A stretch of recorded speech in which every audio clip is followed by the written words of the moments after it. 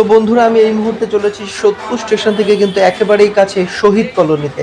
আর শহীদ কলোনির এবছর হয়েছে ৭৫তম বর্ষ। এই ৭৫তম বর্ষে কিন্তু তারা আমাদেরকে দারুণ একটি থিম দিয়ে উপহার দিয়েছে। এই শারদ উৎসবে কিন্তু তারা আমাদেরকে এবছরের যে থিম দিয়েছে সেটা আমি আপনি সকলেই জানি। এবছরে কিন্তু তাদের বড় থিম, যেটি সব থেকে জনপ্রিয় হয়েছে, বিশ্বের সব থেকে বড় দুর্গা প্রতিমা। এই দুর্গা প্রতিমা দেখতে কিন্তু এখানে মানুষের প্রচুর পরিমাণ ভিড়।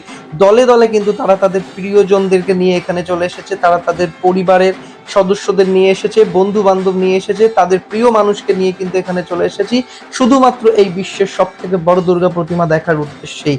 এবং আমিও আপনাদেরকে দেখাতে চলে এসেছি বিশ্বের সব থেকে বড় দুর্গা প্রতিমা। আপনারাও যদি দেখতে চান তাহলে কিন্তু চলে আসবেন শহীদ কলোনিতে, এবং এখানে আসলে কিন্তু আপনারা দেখতে পাবেন এই বিশ্বের সব থেকে বড় দুর্গা প্রতিমা। আমি আপনাদেরকে একটু কাছ থেকে দেখানোর চেষ্টা করব। এখানে কিন্তু লাইটিং এর কাজটা খুব সুন্দরভাবে ফুটিয়ে তোলার চেষ্টা করেছে। আমি আপনাদেরকে দেখানোর চেষ্টা করব, এবং আমারও কিন্তু এখানে এসে যেটা সব থেকে বেশি আকর্ষণীয় মনে হয়েছে সেটা কিন্তু এখানকার লাইটিং এর কাজ। তো আপনারাও একটু দেখুন, আমার মনে হয় আপনাদেরও ভালো লাগবে।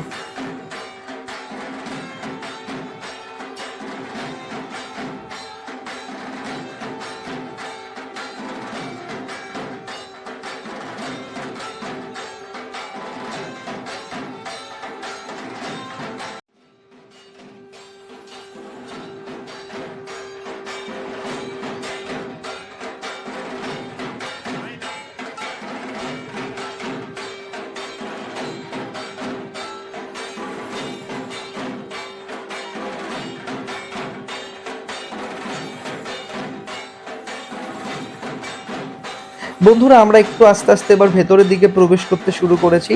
আপনাদেরকে ভেতরে গিয়েও দেখাবো প্রতিমা। আপনারা আমার সঙ্গে থাকুন, আমি আপনাদেরকে ভেতরে গিয়েও প্রতিমা দেখানোর চেষ্টা করব।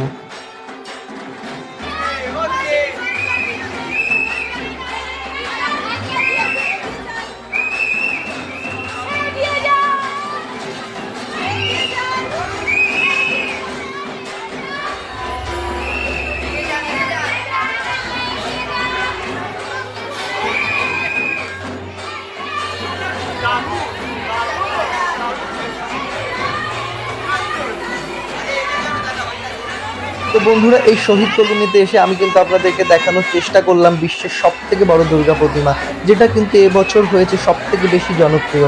আপনারাও যদি মনে করেন যে আপনারাও যদি দেখতে চান এই বিশ্বের সব থেকে বড় দুর্গা প্রতিমা, তাহলে কিন্তু অবশ্যই করে শহীদ কলোনিতে চলে আসবেন। তো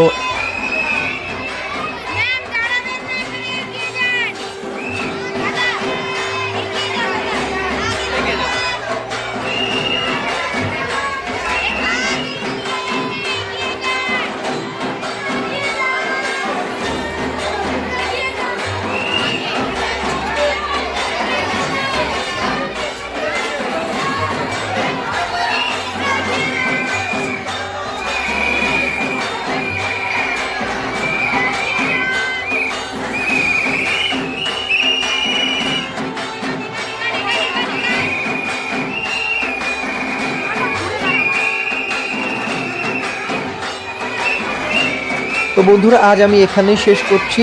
দেখা হবে অন্য কোনো ভিডিওতে। ততক্ষণ আপনারা সুস্থ থাকবেন, ভালো থাকবেন। আর যদি আমার এই ভিডিওটি আপনাদের ভালো লেগে থাকে তাহলে অবশ্যই একটি লাইক, কমেন্ট ও শেয়ার করতে ভুলবেন না। ধন্যবাদ।